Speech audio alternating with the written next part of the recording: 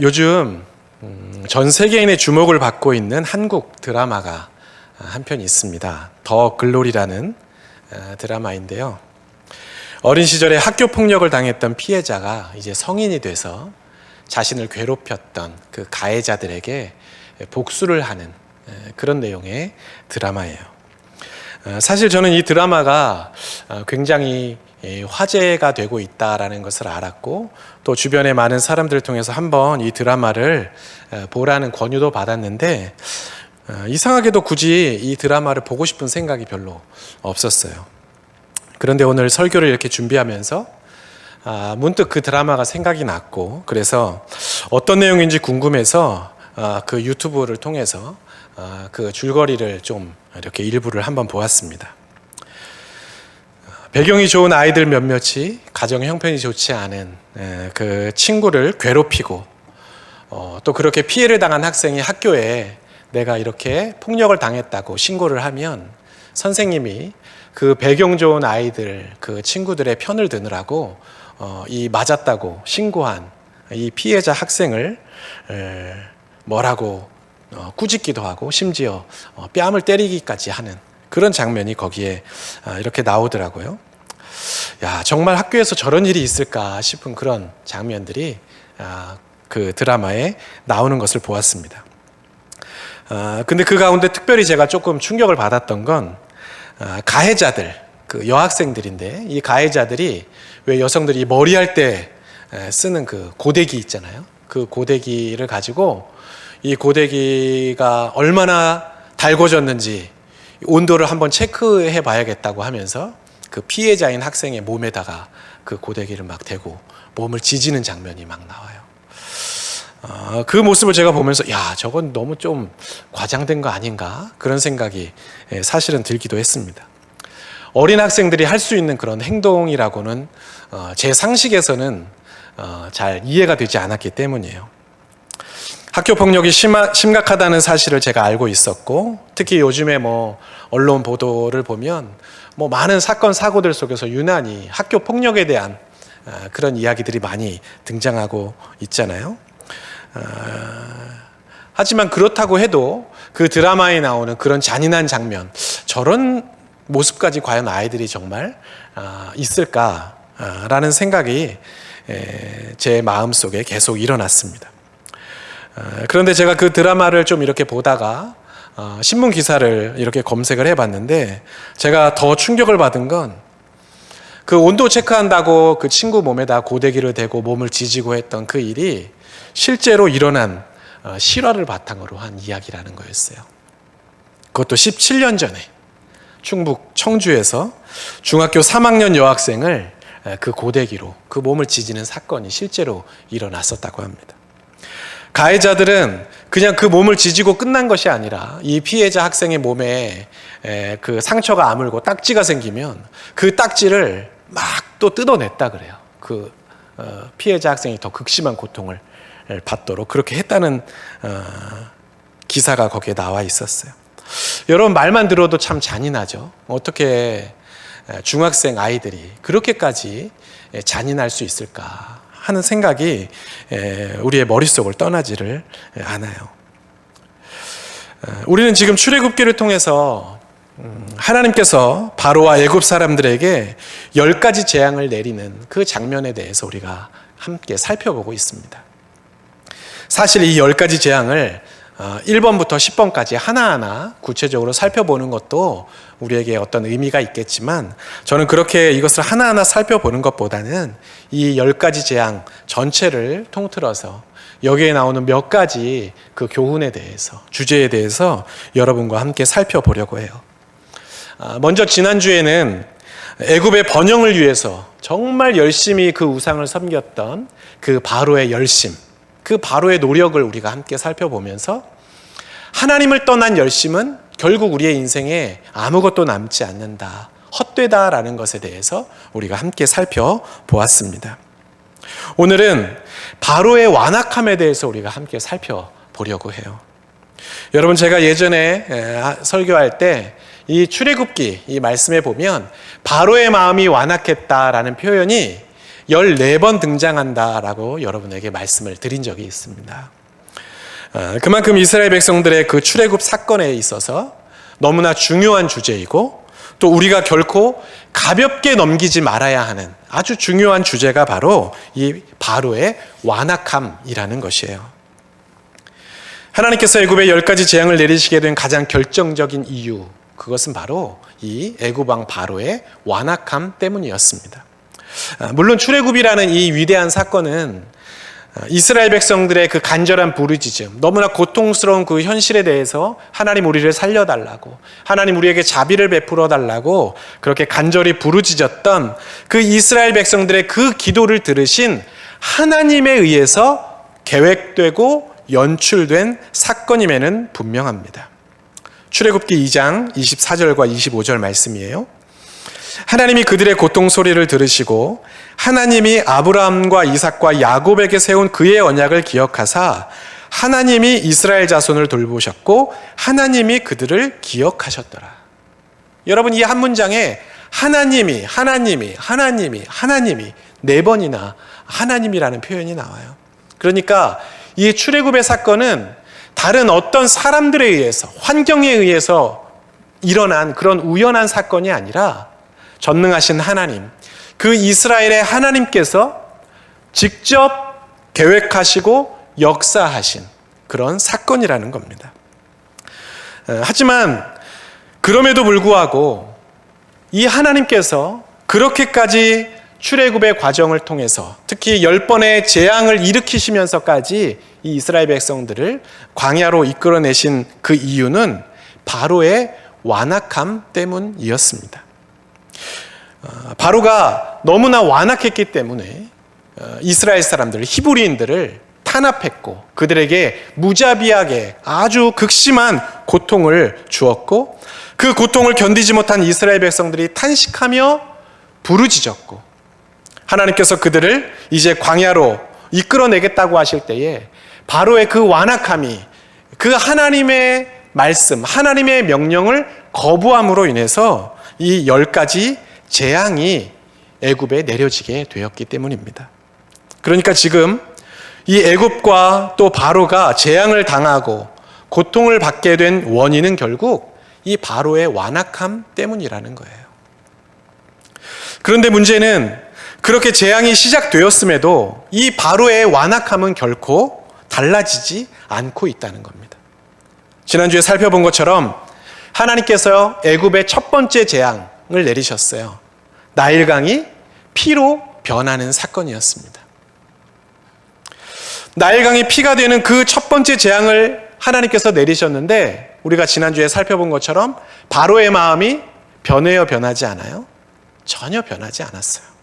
바로는 오히려 자기가 부리는 그 요술사들을 불러서 모세와 아론이 지금 행하고 있는 이 놀라운 기적이 사실은 속임수에 불과하다고 그렇게 주장하려고 했습니다. 출애굽기 7장 22절 말씀이에요. 애굽의 요술사들도 자기들의 요술로 그와 같이 행함으로 바로의 마음이 완악하여 그들의 말을 듣지 아니하니 여호와의 말씀과 같더라. 여러분, 무슨 얘기예요? 하나님께서 모세와 아론을 통해 애굽의 재앙을 내리셨지만 바로는 하나님께서 일으키신 재앙이라고, 하나님께서 역사하신 사건이라고 인정하지 않았다는 거예요. 애굽의 요술사들을 동원해서 마치 이 모세와 이 아론도 우리를 눈속임하는 거라고 그렇게 사람들에게 보여주려고 했던 겁니다. 하나님이 하신 일이라고 믿지 않으니까 모세가 부탁했던, 이 히브리인들을 광야로 좀 내보내달라고 부탁했던 그 말을 바로는 여전히 거절해요. 언제까지 거절하죠? 10번째 재앙을 다 겪을 때까지 바로는 계속 거절합니다. 출애굽기 7장 14절부터 11장까지 나와 있는 10가지 재앙에 대한 그 성경의 기록들을 우리가 자세히 읽어보면 바로는 모세의 요구를 한결같이 계속 거절하고 있는 것을 보게 돼요. 그런데 여러분, 한번 생각해 보세요. 모세의 요구를 거절하면 재앙이 일어나고, 또 비록 거짓말이라도 모세의 요구를 들어주겠다고 하면 그 재앙이 해결된다면, 문제가 해결된다면 여러분 어떻게 생각해야겠어요? 야, 모세가 지금 말하고 있는 게 진짜인가? 라는 그런 생각을 좀 해볼 만 하잖아요. 그런데 바로는 그러지 않았어요. 성경을 읽어보면 매번 모세의 요구를 거절했고 10번의 재앙을 당하면서도 전혀 그 태도가 달라지지 않았던 걸 우리는 보게 됩니다. 오늘 본문에 나오는 두 번째 재앙에서도 바로는 마찬가지였어요. 이번에도 바로는 모세의 요구를 거절합니다. 그러자 하나님께서 다시 애굽에 재앙을 내리세요. 하나님께서 애굽에 내린 두 번째 재앙은 어떤 것이었냐면 나일강에서, 그 애굽의 젖줄이라고 말하는 그 나일강에서 셀 수 없이 많은 개구리들이 막 튀어나와요. 그래서 그 개구리들이 애굽 온 땅을 시커멓게 다 뒤덮어버리고 말았습니다. 그런데 바로는 이번에도 애굽의 마술사들을 시켜가지고 속임수로 똑같은 일을 만들어냅니다. 하지만 문제는 그 애굽의 마술사들이 속임수를 통해서 그 개구리를 만들어낼 수는 있었지만 애굽 전역에 퍼져 있는 그 개구리들을 없앨 수는 없었다는 거예요. 어쩔 수 없이 바로는 모세에게 부탁을 합니다. 지금 이 애굽 땅을 뒤덮고 있는 이 개구리들을 네가 없애주기만 한다면, 이 재앙을 멈춰주기만 한다면 내가 너희들이 요구하는 걸 들어주겠다. 너희들을 이 애굽에서 나가게 해주겠다라고 약속을 한 거예요. 그래서 모세는 그 말만 믿고 하나님께 기도합니다. 하나님, 이 재앙을 멈춰 주십시오. 하나님, 이 애굽의 온 땅에 있는 이 개구리들을 이제 좀 사라지게 해주십시오. 모세가 기도를 하게 돼요. 그러자 정말 하나님께서 애굽 온 땅을 뒤덮고 있던 그 개구리들을 하나도 남김없이 다 없애주십니다. 여러분, 상황이 이 정도 됐으면 야, 진짜 지금 우리가 겪고 있는 이 재앙들이 정말 하나님이 일으키시는 거구나, 정말 하나님이 살아계시구나 라고 생각할 만한데 바로는 여전히 그러지 않아요. 모세의 요구를 거절했더니 재앙이 내리고 모세의 요구를 들어주겠다고 하니까 재앙이 멈췄다면 하나님의 역사라고 믿어야 되는데 바로는 전혀 엉뚱한 반응을 또다시 보이기 시작합니다. 모세의 요구를 들어주겠다고 말해놓고 막상 이제 재앙이 그치고 눈앞에 있던 그 개구리들이 다 사라지고 뭔가 좀 살만해지니까 바로는 다시금 시치미를 떼요. 오늘 우리가 함께 읽었던 본문 15절 말씀이에요. 그러나 바로가 숨을 쉴 수 있게 됨을 보았을 때에 그의 마음을 완강하게 하여 그들의 말을 듣지 아니하였으니 여호와께서 말씀하신 것과 같더라. 눈앞에 재앙이 사라지고 나니까 이제는 살았다 싶었는지 다시 그 마음속에 악한 마음이 일어나기 시작한 겁니다. 10번째 재앙이 내리기까지 이런 바로의 행동은 하나도 달라지지 않았어요. 바로는 항상 그랬습니다. 재앙이 내리기 전까지는 모세의 요구를 거절하다가 재앙이 내리면 내가 들어줄 테니 이 재앙을 멈춰달라고 부탁하고 막상 또 재앙이 그치면 내가 언제 그랬냐고 다시 모세의 요구를 거절해요.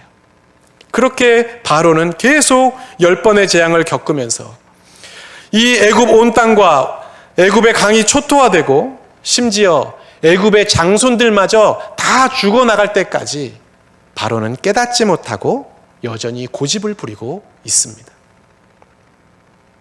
바로의 완악한 마음이 달라지지 않았던 것이죠. 바로는 그야말로 완악함의 대명사라고 할 수가 있습니다. 그런데 저는 이 10가지 재앙을 계속 읽고 또 묵상하면서 이 바로의 완악함을 그대로 닮았던 한 무리가 생각이 났어요. 그들은 바로 약속의 땅 가나안에 살던 이스라엘 백성입니다. 물론 지금 출애굽을 앞두고 있는 그들의 모습은 바로와는 달라요. 하나님을 전적으로 의지하고 하나님이 행하실 일들을 기다리고 있는 모습이죠. 하지만 이들이 마침내 출애굽에 성공하고 광야 40년을 통과해서 가나안 땅에 도착하게 되었을 때 그들은 바로와 똑같은 삶을 살게 되는 것을 우리는 성경을 통해 보게 됩니다. 가나안에 도착해서 땅을 분배받고 얼마 지나지 않아 이들은 오늘 본문에 나오는 이 바로가 보여줬던 모습을 그대로 보여줍니다. 그 내용이 사사기에 보면 아주 자세히 등장합니다. 이들은 하나님의 명령과 뜻을 거절하고 자기들 마음대로 우상을 섬깁니다. 인간적인 욕심, 자기들의 탐욕을 위해서 살아갑니다. 하나님의 경고의 말씀이 들려도 그들은 꿈쩍도 하지 않고 삶에 아무런 변화도 그들은 일으키지 않아요. 그러다가 하나님께서 이방 나라를 통해서 내가 이 녀석들 정신 차리게 해야겠구나, 이방 나라를 통해서 그들을 징계하시고 그들에게 고난을 주시면 그때서야 그들은 아이고 하나님 나 죽었습니다, 하나님 용서해 주세요, 하나님 앞에 회개합니다. 그럼 하나님께서 그들을 용서해 주시고 그들을 고난에서 건져주세요. 말 그대로 숨통이 이제 트이는 거죠. 살 길이 열리면 그들이 하나님 앞에 약속했던 것을 지켰느냐? 그렇지 않아요. 하나님과의 약속을 잊고 다시 자기들 마음대로 또 살기 시작합니다. 그러면 하나님께서 두고 보시다가 또 안 되겠구나 싶으면 이방 나라를 통해서 그들을 또 징계하십니다. 또 고난이 닥치면 그들은 하나님 앞에 또 엎드려요. 하나님 잘못했습니다, 용서해 주세요, 한 번만 자비를 베풀어 주세요. 그러면 하나님께서 또 그들을 용서해 주시고 기회를 주세요. 여러분, 사사기를 보면 계속 이런 패턴이 반복됩니다. 징계를 당하고 회개하고 또 회복되면 또다시 하나님의 뜻을 어기고. 여러분, 누구랑 똑같아요? 오늘 우리가 살펴보고 있는 이 출애굽기에 나오는 바로와 너무 똑같아요. 아니, 엄밀하게 말하면 바로보다 더 악한 것 같아요. 왜요? 이들은 그래도 하나님의 은혜를 경험했던 사람들이잖아요. 우리가 성경을 읽어보면 이스라엘 백성들은요, 정말 시시때때로 놀라운 하나님의 역사를 경험하며 살았던 사람들입니다. 믿을 수 없는 기적, 셀 수 없이 많이 경험했던 사람들이에요. 여러분, 우리가 출애굽기를 읽어보면 그 출애굽 광야에서 하나님이 얼마나 많은 기적을 이스라엘 백성들에게 보여주셨는지 몰라요. 가나안 땅을 차지하는 과정에서도 이들은 하나님의 역사를 경험했습니다. 절대로 무너지지 않을 것 같았던 그 여리고성이 하나님의 방법으로 무너지는 것을 그들은 보았고, 그 가나안 땅에 진을 치고 있던 기골이 장대한 장수들, 전쟁에 능한 그 장수들을 하나님께서 무너뜨리시고 그 가나안 땅을 차지하게 하시는 은혜도 경험했던 사람들이에요. 이 정도 되었으면 그 놀라운 하나님의 은혜를 기억하면서 말씀대로 살아야 되는데 이스라엘 백성들은 그러지 않았어요. 이들은 바로보다 더 악한 삶을 살아요. 하나님께서 절대로 하지 말라고 하셨음에도 그들은 가나안의 그 우상들을 섬겼고 음란한 삶을 살았고 이방 사람들의 손을 잡고 그들에게 자기의 생명을 부탁하며 살았습니다. 바로만 악한 사람이 아니라는 거예요. 진짜 완악함의 대명사는 이 애굽의 바로가 아니라 가나안에 있던 그 이스라엘 백성들이었던 겁니다. 그런데 이런 이스라엘 백성들의 모습을 또 가만히 들여다보면 그 안에 누군가가 또 보이기 시작합니다. 너무나 완악한, 바로보다, 이스라엘 백성들보다 더 완악한 누군가가 그 속에 숨어 있어요. 누굴까요? 바로 저와 여러분들입니다. 살만하면 하나님의 뜻을 거부하고 내 마음, 내 방법대로 살다가 하나님께서 깨닫게 하시려고 손을 조금만 대시면 아이고 하나님 나 죽어요, 하나님 어디 가셨어요, 살려주세요, 죄송해요, 한 번만 용서해 주세요. 우리는 그렇게 하나님 앞에 몸부림쳐요. 그러면 하나님은 또 속아주세요. 그래, 내가 기회를 줄게, 내가 너를 용서하고 내가 너를 그 위험에서 건져줄게. 하나님께서 우리의 숨통을 튀게 해주세요. 여러분, 그러면 어떻게 해요? 우리는 하나님과 약속한 거 지키려고 하던가요? 여러분, 그렇지 않아요. 어느 순간 또다시 우리의 마음속 깊은 곳에 있던 그 본성들이 막 꿈틀꿈틀 올라오고, 우리의 마음 저편에 있던 그 이기적인 욕망들이 불쑥불쑥 올라와서 어느 순간 우리의 삶을 지배하고 있는 것을 우리는 보게 됩니다. 또다시 하나님과의 약속을 잊어버리고 산다는 거예요. 여러분, 누구와 같아요? 애굽의 바로와 같아요. 그리고 가나안에 살던 이스라엘 백성과 너무 닮아 있어요. 우리가 이 10가지 재앙을 읽으면서 야, 바로 진짜 정신 못 차리네, 얘는 어떻게 이렇게 미련해? 할 게 아니라는 거예요. 그럴 입장이 아니에요. 우리는 이스라엘 백성들 보면서 야, 얘네는 그렇게 하나님이 살아계신 흔적을 보여주고 그렇게 놀라운 은혜를 날마다 베풀어 주시는데 어쩌면 참 뻔뻔스럽다, 이렇게 철딱서니가 없니? 할 자격이 우리에게는 없다는 거예요.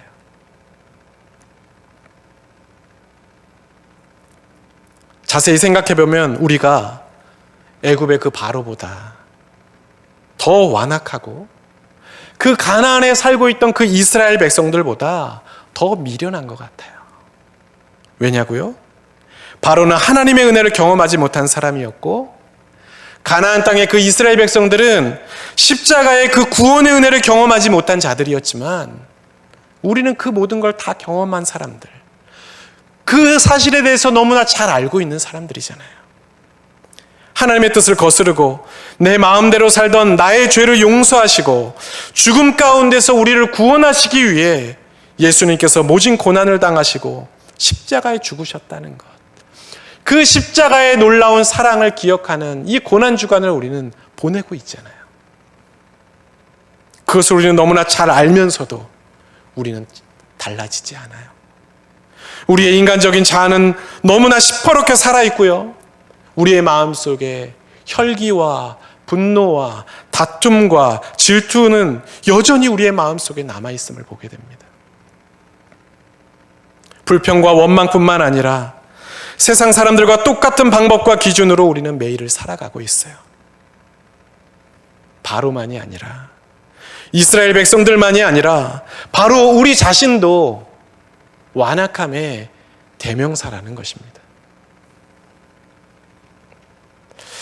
얼마 전에 김창훈 목사님께서 주일 오후 집회 말씀을 전하시면서 아이히만이라는 사람의 재판 이야기를 하셨어요. 아이히만은 히틀러의 참모입니다. 그리고 유대인을 학살하는 일에 있어서 책임을 맡았던 아주 악랄한 사람이에요. 2차 세계대전이 끝나고 예루살렘에서 그 전범들에 대한 재판이 열렸을 때 이 아이히만의 죄를 증언하기 위해서 아우슈비츠의 그 생존자였던 유대인 예이엘 디무르라는 사람이 증인으로 재판에 출석을 합니다. 재판관이 그 예이엘 디무르에게 이런 질문을 던져요. 옆에 있는 그 아이히만을 이렇게 가리키면서 저 사람을 한번 똑바로 쳐다보십시오. 저 사람이 바로 그 아이히만이 맞습니까? 하고 물어요. 재판관의 질문에 이 예이엘이 한참 동안 그 아이히만을 가만히 쳐다보다가 갑자기 놀라면서 충격을 받고 그 자리에 졸도해버리고 맙니다. 그리고는 한참 후에야 정신을 차리고 깨어났습니다. 사람들이 정신을 차리고 깨어난 그에게 쓰러진 이유를 물어봐요. 과거에 당신이 받았던 그 고통스러운 악몽이 떠올라서 기절했습니까? 아닙니다. 그러면 저 사람에 대한 미움과 증오심이 막 일어나서 견딜 수 없어서 그렇게 기절을 한 것입니까? 아니에요. 그러면 왜 그렇게 졸도를 하신 거죠? 그가 그렇게 대답합니다. 제가 그 사람을 봤을 때 그 사람이 너무나 평범한 사람이었다는 그 사실 때문에 내가 놀랐습니다. 그러면서 이런 말을 합니다. 나도 아이히만이 될 수 있다는 사실 앞에 너무 놀랐습니다.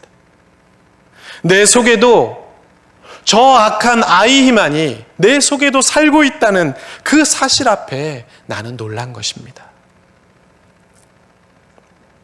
그 아이 희만을 보면서 어떻게 사람이 저렇게 악랄할 수 있을까 생각하면서 그에 대한 분노와 저주의 마음을 가지고 살았는데, 가만히 생각해 보니까, 가만히 진지하게 들여다보니까 나 또한 그와 다르지 않음을 그가 깨닫고는 너무나 깊은 충격에 빠졌던 거예요. 내 안에도 그런 증오가 있구나, 내 안에도 그런 잔혹함과 무자비함이 있구나라는 것을 그가 보게 된 것입니다.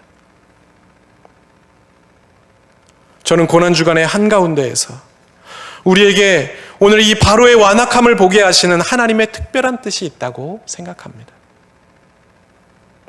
유대인 학살의 주범이었던 그 아이 희만을 보면서 그 속에서 자신의 그 악함을 깨닫고 나도 그와 다르지 않다는 사실을 고백했던 그 예이엘 디무르처럼, 주님은 우리에게 오늘 이 출애굽기에 나오는 바로의 그 완악함을 보면서 우리 또한 그와 다르지 않음을, 내 안에도 그렇게 하나님의 뜻을 끝까지 거스르려는 그런 악한 고집스러운 마음이 있다는 것을 깨달아야 한다고 우리에게 말씀하시는 것 같아요. 어려운 일, 힘든 일이 있으면 순종하겠다고 말해놓고는 상황이 조금만 나아지면 금방 약속을 어기는 모습, 여러분, 그런 모습이 이 애굽 왕 바로만의 모습이에요? 우리들의 모습이죠. 앞에서 말씀드린 그 드라마, 그 학폭 가해자들이 보여주었던 그런 모습, 그 잔혹함, 그 무자비함, 여러분, 그것이 그들만의 완악함이라고 할 수 있겠어요? 여러분, 정도의 차이일 뿐이지 우리의 마음에도 괜히 누구를 보면 꼴 보기 싫고, 괜히 저 사람하고는 별로 가까워지고 싶지 않고, 여러분, 그런 마음이 우리에게도 있잖아요. 주님이 바로의 완악함 때문에, 또 그 아이 희만의 죄 때문에, 그 학폭 가해자들의 그 폭력성 때문에 십자가를 지셨다고 생각하세요? 우리 모두의 죄 때문이잖아요. 그걸 인정하지 않으면 부활의 아침, 그 십자가의 은혜가 내 것이 될 수가 없는 거예요. 구원의 감격, 부활의 기쁨을 우리는 진정으로 맛볼 수 없는 것입니다. 브라질 아마존 선교사였던 허은석 선교사님이 쓴 내가 왕 바리새인입니다 라는 책이 있어요. 이 책은 선교사님이 말기암으로 극심한 고통에 시달릴 때에 설교하셨던 그 내용들을 책으로 엮은 것입니다. 저는 이 책을 읽으면서 정말 얼마나 많이 울었고 얼마나 많은 은혜를 받았는지 몰라요. 저는 여러분들이 이 책을 꼭 한번 읽어보시면 좋겠어요. 이 책에 보면 이런 내용이 나와요. 나는 주님을 절대 대적하지 않는다라고 생각합니까? 만일 그렇다면 당신은 바리새인 중에 왕 바리새인입니다. 예수님을 무지막지하게 십자가에 못 박겠다고 혈기가 충천한 사람입니다. 가식과 위선으로 뒤덮인 우리의 민낯, 우리의 완악함, 우리의 죄악된 모습, 그것을 우리가 제대로 보지 못한다면, 그것을 우리가 인정하지 않는다면 그 사람이야말로 바리새인 중에 왕 바리새인이라는 거예요. 오늘 본문에 나오는 그 표현을 빌린다면 그 사람이야말로 바로 중에 왕 바로인 것입니다. 저는 이 고난주간에 출애굽기를 묵상하면서 우리가 얼마나 완악하고 우리가 얼마나 큰 죄인이며 우리가 얼마나 위선적이고 교만한 자인지를 아주 처절하게 깨닫는 그런 은혜가 우리 모두에게 있기를 바랍니다. 그리고 그럼에도 그런 우리를 끝까지 포기하지 않으시고 죽기까지 우리를 사랑하시고 그런 우리를 구원하시기 위해 십자가에서 물과 피를 다 쏟으시며 고난을 당하신 그 주님을 기억하면서 완악함의 옷을 벗고 정결함과 거룩함의 옷을 새롭게 입는 그런 한 주간이 될 수 있기를 주님의 이름으로 축복합니다. 아멘. 기도하겠습니다. 사랑의 주님, 견디기 힘든 어려움이 있고 내 힘으로 해결할 수 없는 문제가 있을 때에는 하나님의 뜻대로 하겠다고 하더니 살만해지면 그 약속을 어기고 여전히 자기 마음대로 살았던 바로를 오늘 말씀을 통해 보았습니다. 10번의 재앙이 계속될 때까지 깨닫지 못하고 돌이키지 못하고 더 큰 위험 속으로 들어가는 바로의 모습을 보면서 어떻게 저렇게 우둔하고 완악한지, 그 바로가 너무나 미련해 보이기까지 합니다. 그런데 자세히 들여다보니 그렇게 완악했던 그 바로의 모습이 바로 우리들이었고 나였음을 깨닫습니다. 하나님의 뜻대로 살겠다고 약속해놓고 살만해지면 그 약속을 잊어버리고 내 마음과 내 생각대로 살던 내가 바로 애굽 왕 바로였고, 나의 죄는 보지 못한 채 남들의 죄만 지적하고 비난하던 내가 바리새인 중에 왕 바리새인이었음을 이 시간 고백합니다. 주님의 십자가의 고난을 묵상하는 이 고난 주간에 주님의 십자가는 저 완악한 자들을 위한 것이 아니라 죄인 중에 괴수이며 왕 바리새인인 나를 위한 십자가였음을 기억하면서 철저하게 회개하고 믿음으로 다시 서는 우리 모두가 되게 하여 주옵소서. 다른 이들의 완악함과 잘못을 지적하고 비난하면서 나는 아니라고 착각하는 그런 미련한 바리새인이 아니라 그들의 모습에서 나를 발견하고 가슴치며 회개하고 울부짖으며 주님의 긍휼을 구하는 한 주간이 되게 하셔서 부활의 아침에 나를 새롭게 하시고 나를 구원하신 주님의 은혜에 감격하며 기뻐하는 우리 모두가 되게 하여 주옵소서. 죄인인 우리를 구원하시기 위해 고난의 길을 걸어가신 예수님의 이름으로 기도하옵나이다. 아멘.